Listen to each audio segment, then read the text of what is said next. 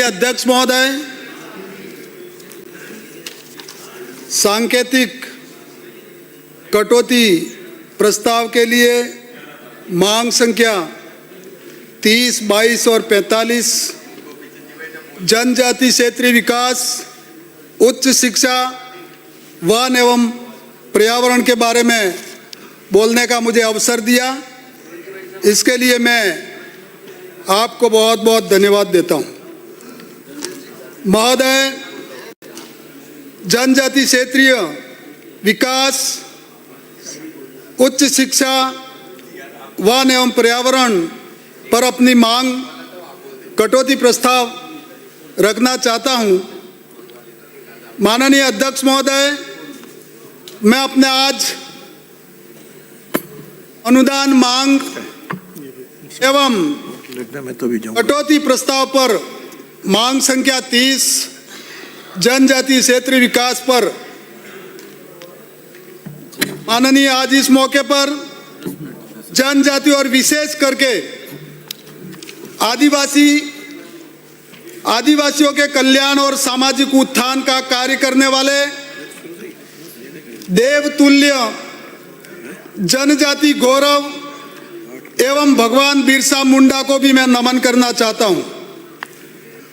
मैं नमन करना चाहता हूं वागड़ के संत मावजी महाराज को, साथ ही वागड़ के संत गुरु गोविंद महाराज को भी मैं नमन करना चाहता हूं। स्वतंत्रता सेनानी सेंगाबाई को और साथ ही शिक्षा की देवी वीर बाला कालीबाई को भी मैं नमन करना चाहता हूं। मैं इस मौके पर भारत रत्न स्वर्गीय अटल बिहारी वाजपेयी जी को भी याद करना चाहूंगा, जिन्होंने आदिवासियों और पिछड़ों के कल्याण के लिए 1999 में जनजाति मंत्रालय का गठन कर आदिवासियों के जीवन को ऊपर उठाने के लिए काम किया था। महोदय,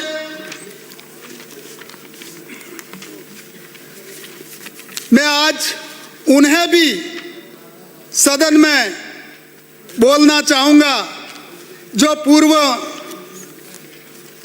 मुख्यमंत्री आदरणीय स्वर्गीय भैरव सिंह जी शेखावत, जिन्होंने 1995 में टीएसपी में जनप्रतिनिधियों के लिए 100% पद रिजर्व किए, चाहे प्रधान हो, सरपंच हो, विधायक हो, चाहे सांसद हो। लेकिन मैं मेरे सामने विपक्ष के भाई बंधु जो बैठे हुए हैं कांग्रेस के, इनको भी मैं कहना चाहूंगा कि आपके 50 साल तक सरकार रही, लेकिन आदिवासियों के उत्थान के लिए भारतीय जनता पार्टी और इनके जो नेता हैं, इन्होंने इन आदिवासियों के उत्थान के लिए काम किया है। मुझे इस बात पर भी गर्व है कि जिस पार्टी के नेता हम आदिवासियों के कल्याण के लिए जनजाति कल्याण मंत्रालय का गठन किया, मैं उस पार्टी का सदस्य हूं। महोदय, आजादी के 50 वर्षों तक जिस कांग्रेस पार्टी ने आदिवासियों को वोट बैंक की तरह इस्तेमाल किया,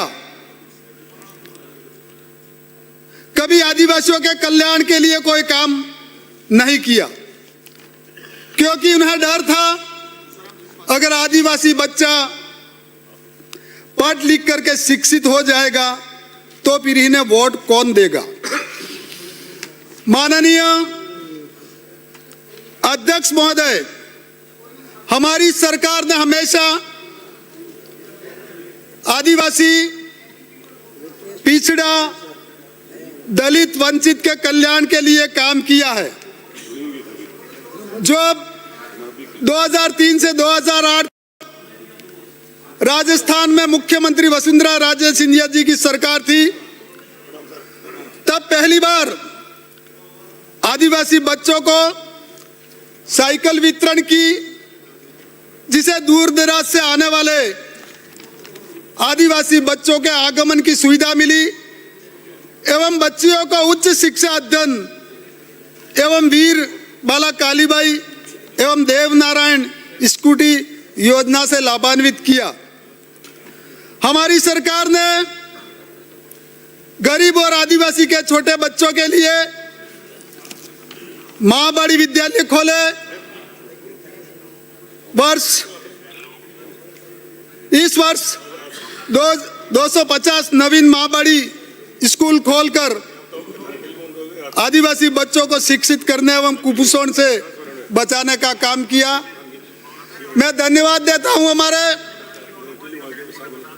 केंद्र के आदरणीय प्रधानमंत्री मोदी जी को और साथ ही हमारे प्रदेश के आदरणीय मुख्यमंत्री भजन लाल जी को, जिन्होंने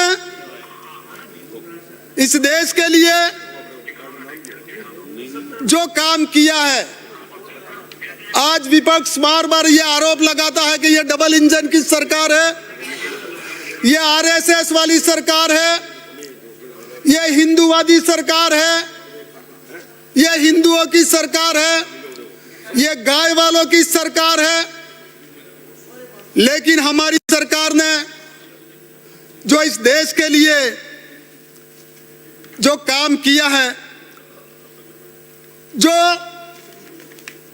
आने वाले समय में हमारे यहाँ का आदिवासी गरीब बच्चा, गरीब परिवार वर्षों से विकास के लिए तरसता था, समय पर शिक्षा नहीं मिलती थी, गांव में रोड नहीं होते थे, गांवों में बिजली नहीं होती थी, गांवों में पानी की व्यवस्था नहीं होती थी। लेकिन आज हमारे देश के प्रधानमंत्री आदरणीय मोदी जी और प्रदेश के मुख्यमंत्री आदरणीय भजन लाल जी ने जो आदिवासी क्षेत्र में काम किया है, टीएसपी क्षेत्र में जो काम किया है, आज हर व्यक्ति के घर तक पानी पहुंच रहा है, हर व्यक्ति के घर तक रोड पहुंच रहा है और हर गांव में शिक्षा मिल रही है, हर गांव में चिकित्सा मिल रही है। अरे बैठिए आप, बैठिए, ये बैठिए, इसको रखिए। आपका काम नहीं है, बैठिए।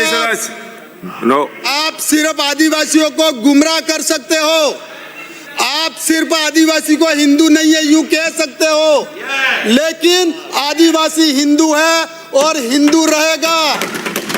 आज आपके नेता दिल्ली में बैठकर ये कह रहे हैं,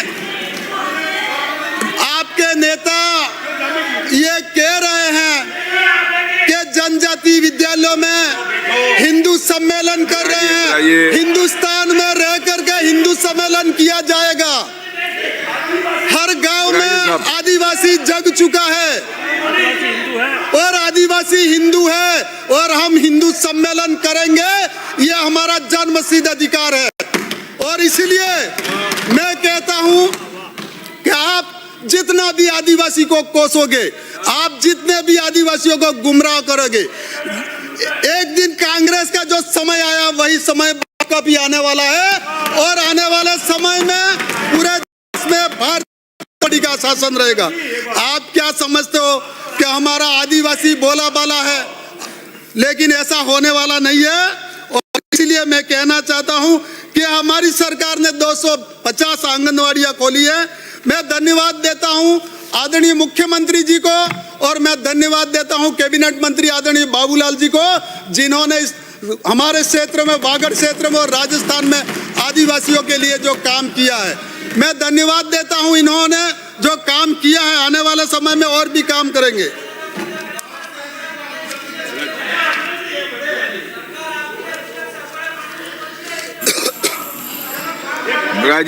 माननीय सभापति महोदय, हमारी सरकार ने जनजाति नायकों की पहचान, आदिवासी संस्कृति को विश्व पटल पर लाने के लिए बेणेश्वर धाम और डूंगरपुर में आदिवासी नायकों के पेनोरमा बनाने का कार्य किया है।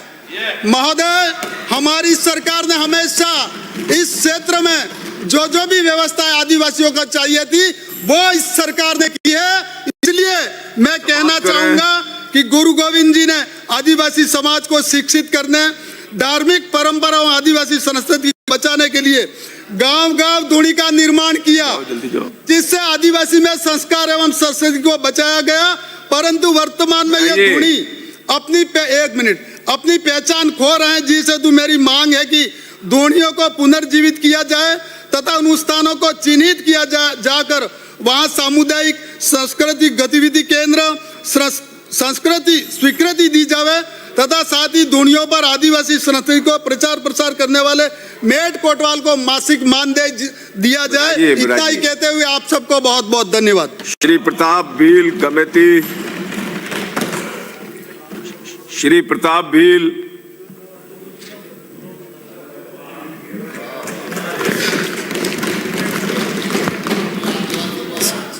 सभापति महोदय, आपने मांग संख्या 30 जनजाति क्षेत्रीय विकास, 22 उच्च शिक्षा, 45 वन एवं पर्यावरण पर मुझे बोलने का मौका दिया, आपका आभार व्यक्त करता हूं। अभी हम सभी मांग संख्या 30 पर जनजाति क्षेत्रीय विकास विभाग की पर चर्चा कर रहे हैं। मैं सदन को बताना चाहता हूं कि सन 1977 में जनता पार्टी की सरकार बनी थी राजस्थान में। भैरव सिंह जी शेखावत स्वर्गीय मुख्यमंत्री बने थे और नंदलाल जी मीणा हमारे राजस्थान में पहली बार जनजाति मंत्री बने थे और उसके बाद में हमारे राजस्थान में इसका काम शुरू हुआ।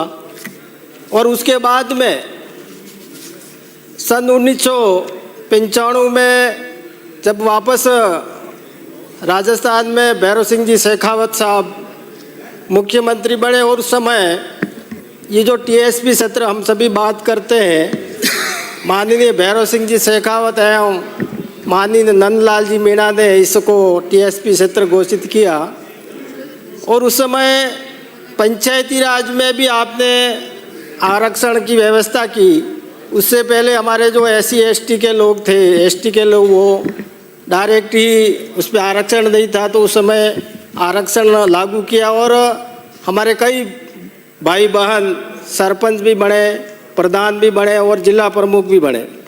उसके बाद में लंबे समय से इंतजार के बाद में 2014 में जब राजस्थान में हमारी वसुंधरा जी मुख्यमंत्री बनी और जो क्षेत्र और भी टीएसपी क्षेत्र में होना चाहिए था उसको कैबिनेट में पास करके भारत सरकार को भेजा। और 2018 में हमारे इस क्षेत्र में जो वंचित था, आपके जैसे प्रतापगढ़ हो, आपके चित्तौड़ हो, आपके सिरोही हो, पाली हो, आपके उदयपुर में जो मेरा क्षेत्र है गोगुंदा, वो भी उसमें शामिल नहीं था, तो उस समय शामिल हुआ। कहने का मतलब मेरा ये है कि इस क्षेत्र में जनजाति को यदि किसी ने आगे बढ़ाने का काम किया तो भारतीय जनता पार्टी ने किया। और आप देखेंगे शिक्षा का जो अभी बता रहे थे, शिक्षा के क्षेत्र में हमारे यहाँ पर प्रत्येक ग्राम पंचायत में पहले 8वीं का विद्यालय नहीं था। सबसे पहले भैरव सिंह जी शेखावत ने घोषणा की कि प्रत्येक ग्राम पंचायत पर 8वीं का स्कूल होना चाहिए, मिडिल स्कूल। उसके बाद में वसुंधरा जी आए थे, उन्होंने 10वीं तक किया। और वापस दूसरी बार जब 2013 में जब वसुंधरा जी मुख्यमंत्री बनी थी तो उस समय हमारे यहाँ पर 12वीं के विद्यालय खोले गए। इसके अलावा आप देखेंगे कि हमारे यहाँ पर गरीब लोग हैं और विद्यालय जब बारिश का टाइम होता है, फसल बोने का टाइम होता है, उस समय हमारे विद्यालय खुलते हैं। और विद्यालय खुलने के बाद में हमारे बच्चों को पाठ्यक्रम की आवश्यकता होती है। हमारे जो किसान भाई हैं, मजदूर भाई हैं, उनको पाठ्यक्रम की व्यवस्था नहीं करनी होती थी। उसको भी हमारे भैरव सिंह जी शेखावत एवं हमारे यहाँ से अभी वर्तमान में जो राज्यपाल हैं हमारे गुलाब चंद जी कटारिया शिक्षा मंत्री थे, जो जिन्होंने कक्षा 1 से 12 तक का जो पाठ्यक्रम है वो प्रत्येक विद्यालय में निःशुल्क सभी बच्चों को देने का काम किया। इस प्रकार से हमारे क्षेत्र में, हमारे इस राजस्थान में जो आगे बढ़ाने का काम भी किया है। उसके अलावा आप देखेंगे कि